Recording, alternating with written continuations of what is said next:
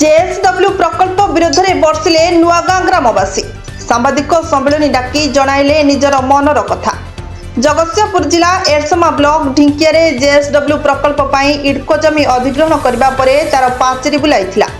तेबे जमी अधिग्रहण करने से समय कंपनी देइथिबा प्रतिश्रुति को पालन करूना बोली नुआगां ग्रामवासी माने अभियोग करिसेंती। एने एक सांबादिक सम्मेलन जरिए से प्रमुख दाबीगुड़िक जणाइबा सहित कंपनी से अणदेखा करुछि बोली कहिसेंती।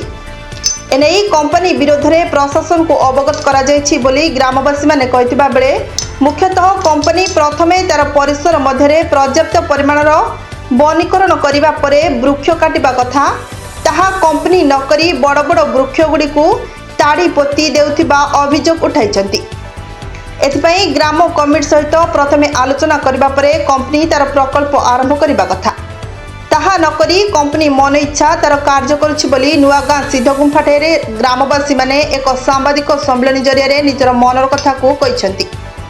शिल्प को समस्ते स्वागत करुथिबा बेले कंपनीर एभली टाळटुळ नीति को विरोध करबा सहित जिला प्रशासन समेत मुख्यमंत्री को ए संपर्क में अभियोग कराजिबो बोली कहिसेंती ग्रामवासी। मुख्यतः तीनोटी दाबी सह एभली अनेक दाबी रहुथिबा बेले दाबीगुड़ी को कंपनी न मानले नुआगां ग्रामवासी सामूहिक कंपनी कार्य को विरोध करेंगे बोली सांबादिक सम्मेलन जरिए चेतावनी देइछंती। परिचय स्मृति रंजन मंत्री नुआ ग्राम पंचायत। कौन आज जो प्रेसमिट कंपनी रही आज प्रेसमिट थिला जे कंपनी इठी 5 वर्ष हेलानी ता पूर्व पोस्को कंपनी 15 वर्ष हेलानी इठी लोकंकर जीवन जीविका सब उजाड़ी देछि किंतु विकल्प जीवन जीविका बा पुनर्वास थैथान पई जहा जहा प्रतिश्रुति थिला सरकार तरफ कि कंपनी तरफ से सब कोनोसी जिनिस पालन करा जाय नाही। लोक माने आज खाइबा को पाउ नाहंती पिंधिबा को पाउ नाहंती सेथि पई आज जनजागरण सृष्टि होई जनतांकर आह्वान रे आमे बुद्धिजीवी माने मुरबी माने आज एकाठी हेतलु एवं कंपनी और सरकार को पाखरे विभिन्न दाबी उपस्थापन करथिलु। आज जो उपस्थापन करथिले बोले कोन तारे कोन फलाफल नै ताधरे तो अनेक दाबी पत्र अछि अनेक प्रश्न अछि सरकार को अछि कंपनी की मध्य अछि सेगुडा सब आमे सरकार को दबु एवं आपण मानन को मध्य दबु आपण को माध्यम रे आमे जनसाधारण को पाखरे पहुंचा पई चाहूछु किंतु केतोडी मुख्य हमरो प्रश्न वा मुख्य जिनिस थिला सेटा होछि जे कंपनी इठी मुख्य कथा हला पुनर्वास और थैथान नीति तो इठी बिना आरपीडीएस मीटिंग रे बिना आरएंडआर पॉलिसी रे से कंपनी रे लोक मानन को विस्थापित करिछि एवं मध्य ढिंकिया अंचल रे आपण देखिबे 6 रु 7 कोटी की 8 कोटी परिवार एवं मध्य ता मध्य रे रहिचंती जहा कि कंपनी बा संविधान जो आईन करछि जे पुनर्वास और थैथान नीति ताकू कंपनी धज्जिया उड़ैछि तार पालन करू नाही।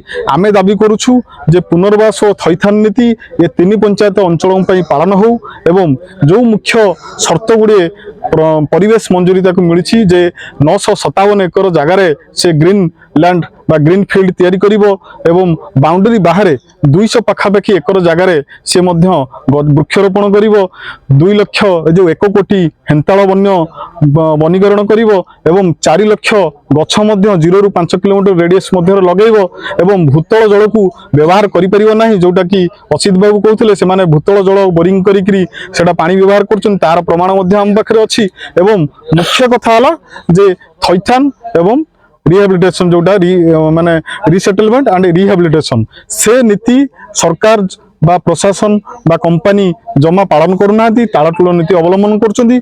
हमरो मुख्य दाबी हला आरपीडीएस मीटिंग बिना इठी प्रकल्प काम केमिति चलीछि बिना आरएंडआर पॉलिसी रे इठी प्रकल्प काम केमिति आगेछि कोन विरोध करछ निश्चित भावे जेहेतु सरकार आईन तैयारी करछंती से आईन पालन करिवा सरकारଙ୍କର एवं कंपनी रो कर्तव्य तो से कर्तव्य पालन न होइछि जेहेतु आमे एहा को विरोध करछु। आगामी दिन में आमे समस्त एकजुट होई अन्य 2 पंचायत लोक मध्य आम सहित अछंती आमे समस्त एकजुट होई सरकार पाखरे ए प्रस्ताव रखिबु दरकार पड़ले हाईकोर्ट बा सुप्रीम कोर्ट बा ग्रीन ट्रिब्यूनल पाखरे मध्य केस दायर करिया पई निष्पत्ति करिछु। आज्ञा परिचय प्रथम दिले हां मु प्रेमानंद दास नुआगां सान ग्रुप जंगल कमिटी सभापति। आज जो प्रेसमिट करथिले कोन टाइम ये तो जेएसडब्ल्यू को नहीं कि आमर आज संगठन सक्रिय हो उठी जेएसडब्ल्यू अंचल रे जो भली काम करुची जन विरोधी काम आमे ताको अनुभव करूछु सेति पई ଆମେ ଜନସ୍ୱାର୍ଥ ବିରୋଧରେ ହେଉଥିବା କାମକୁ ଆମେ ଆଜି ବିରୋଧ କରିକି ଏକଜୁଟ ହେଇଛୁ। ଜନସ୍ୱାର୍ଥ, ପ୍ରାଣୀ ସ୍ୱାର୍ଥ ବିରୋଧୀ, ମାନେ ପରିବେଶ ବିରୋଧୀ, ସବୁ ପ୍ରକାର ବିରୋଧୀ କାମକୁ ଆମେ ଆଜି ବିରୋଧ କରିକି ଏକଜୁଟ ହେଇଛୁ। କଣ ଏଥିରେ ରହିଛି ଆପଣଙ୍କର ମୁଖ୍ୟତଃ ଜନସ୍ୱାର୍ଥ ବିରୋଧୀ ହେଲା ଲୋକମାନେ ଜୀବିକା ହରାଉଛନ୍ତି, ତାଙ୍କୁ ଜୀବିକା ଦିଆଯାଉ ନାହିଁ କି ନିଯୁକ୍ତି ଦିଆଯାଉ ନାହିଁ। ପ୍ରଥମ ବିରୋଧ କାମ ହେଲା ନିଯୁକ୍ତି ପ୍ରସଙ୍ଗ। ନିଯୁକ୍ତିଟାକୁ କମ୍ପାନୀ ଗୁରୁତ୍ୱ ଦଉନାହିଁ, ଏ ଅଞ୍ଚଳର ଲୋକଙ୍କୁ ଏପର୍ଯ୍ୟନ୍ତ ନିଯୁକ୍ତି ଦଉନାହିଁ କି ଲୋକ କେମିତି ପାନ ଚାଷ ହରେଇକି, ପାନ ଚାଷ ମୁଖ୍ୟ ଫସଲ, ତାକୁ ହରେଇକି କଣ କରୁଛନ୍ତି ସେ କଥା ଚିନ୍ତା କରୁନି କମ୍ପାନୀ ତାର ମନ ଇଚ୍ଛା ଭାବରେ ଜଙ୍ଗଲ କାଟୁନି ତ ତାଡ଼ିକି ଫୋପାଡ଼ି ଦଉଛି, ପୋତି ପକଉଛି, ପ୍ରମାଣହୀନ କରିଦେବାକୁ ଚେଷ୍ଟା କରୁଛି। ସାଡେ ସରକାରଙ୍କୁ କହିଛି ମୁଁ ସବୁ ଦେଇଛି, ବୁଝୁ। ତେଣୁ ଇଏ ସବୁ ଜିନିଷକୁ ଆମେ ପ୍ରଶ୍ରୟ ଦେବାକୁ ଚାହୁଁନୁ। ଆମେ ଯେହେତୁ ଏ ଅଞ୍ଚଳର ବାସିନ୍ଦା, ଏ ଅଞ୍ଚଳର ଲୋକଙ୍କ ସ୍ୱାର୍ଥକୁ ଆମେ ଆଗେ ଗୁରୁତ୍ୱ ଦେବୁ। ଲୋକଙ୍କର ଆମେ ଚାହୁଁଛୁ ଇଣ୍ଡଷ୍ଟ୍ରି ହେଲେ ଦେଶର ଉନ୍ନତି ହେବ, ରାଜ୍ୟର ଉନ୍ନତି ହେବ, ସମସ୍ତଙ୍କର ଉନ୍ନତି ହେବ, ତା ଠେଇଁ କିଛି ନାହିଁ, ଉନ୍ନତି ହଉ। କିନ୍ତୁ ତା ପରିବର୍ତ୍ତେ କ୍ଷତିଗ୍ରସ୍ତ ହେଉଥିବା ଅଞ୍ଚଳବାସୀଙ୍କୁ କ୍ଷତିପୂରଣ ଠିକ ମିଳୁ, ନିଯୁକ୍ତି ମିଳୁ, ତାଙ୍କ ଅଞ୍ଚଳର ଡେଭଲପମେଣ୍ଟ ହଉ, ତା ଦ୍ୱାରା ଆମେ ଉପକୃତ ହବୁ। ପାନ ଚାଷୀ ଯୋଉମାନେ ହରେଇଛନ୍ତି ତାଙ୍କ ପାଇଁ ହଁ, ପାନ ଚାଷ ଗୋଟିଏ ସଂସ୍ଥା। ପାନ ଚାଷ ହଉଛି ଗୋଟିଏ ଅର୍ଥକାରୀ ଫସଲ। ଆଜ୍ଞା ଶୁଣନ୍ତୁ, ପାନ ଚାଷ ଗୋଟିଏ ଅର୍ଥକାରୀ ଫସଲ। ତା ଦେହରେ ଚାଷୀ ପ୍ରଥମେ ଇନଭେଷ୍ଟମେଣ୍ଟ କରିଥାଏ, ଯେମିତି ଗୋଟେ ଇଣ୍ଡଷ୍ଟ୍ରି କଲେ ପ୍ରଥମେ ଇନଭେଷ୍ଟମେଣ୍ଟ ହେଇଥାଏ। ଆମେ ଗୋଟେ ହିସାବ ଦେଖୁଥିଲୁ, 10 ଡିସମିଲ ଜାଗା ଉପରେ ଇନଭେଷ୍ଟମେଣ୍ଟ 3 ରୁ 4 ଲକ୍ଷ ଟଙ୍କା ଆସୁଛି 10 ଡିସମିଲ ଜାଗା ଉପରେ। ତାହେଲେ ମାନେ ଡିସମିଲ 40,000 ଆସୁଛି, 30 ରୁ 40,000। ଯଦି ଇନଭେଷ୍ଟମେଣ୍ଟ କଲା ପରେ 6 ମାସେ, 5 ମାସେ, 10 ମାସ ମିନିମମ୍ 9 ମାସରୁ 10 ମାସ ଭିତରେ ତା ଦେହରୁ ଇନକମ୍ ହେଇଥାଏ, ଯୋଉଟା କି ପ୍ରଥମ ପର୍ଯ୍ୟାୟ ଇନକମ୍ ଆସିଥାଏ।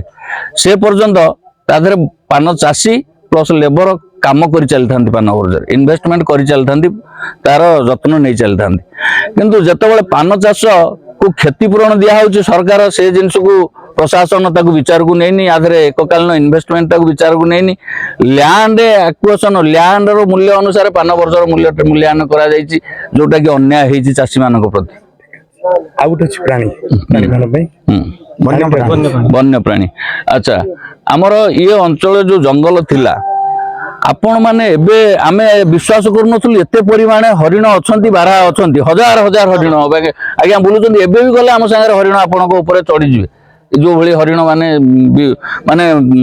ପରିବେଶ, ମାନେ ଲୋକ ଜନ ମୁହାଁ ହେଇଛନ୍ତି, ଲୋକ ଗାଁ ମୁହାଁ ହେଇଛନ୍ତି।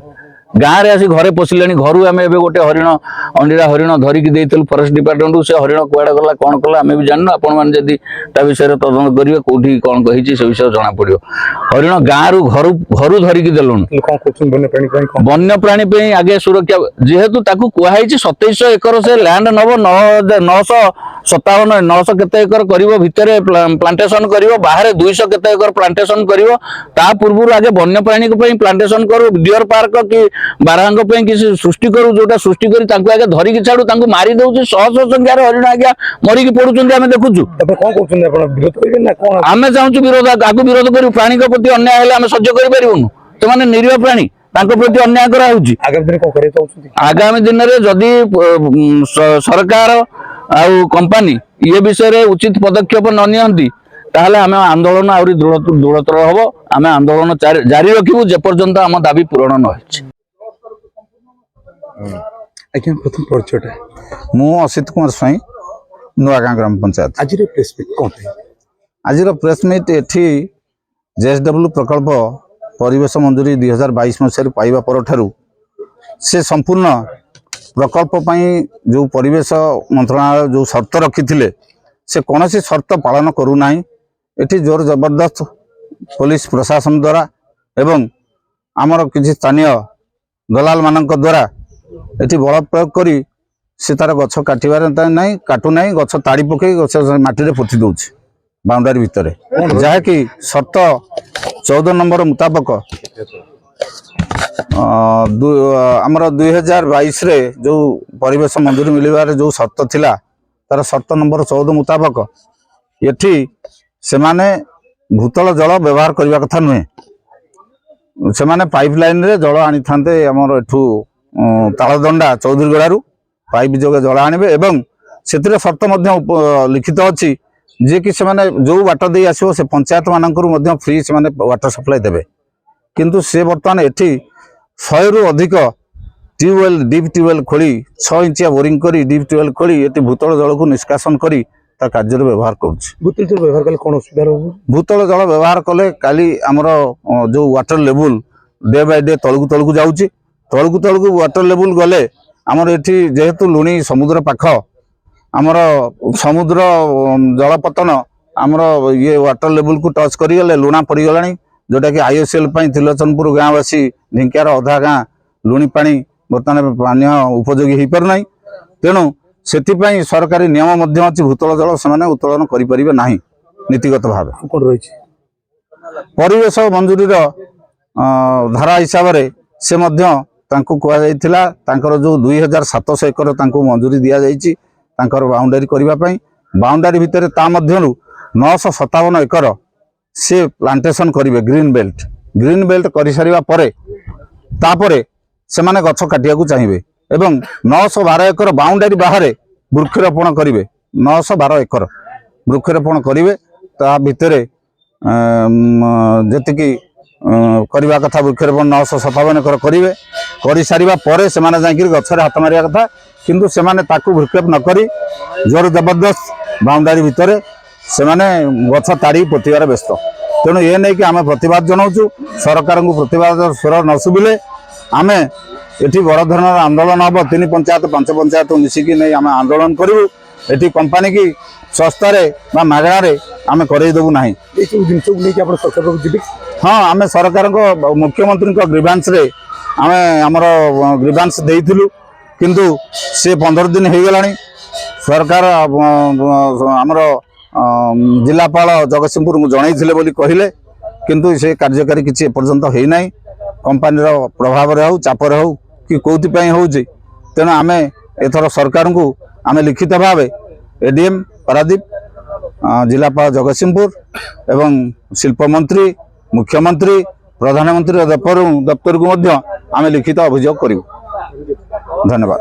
पारादीप संग्राम केशरी बेहेरा रिपोर्ट विचित्र दुनिया।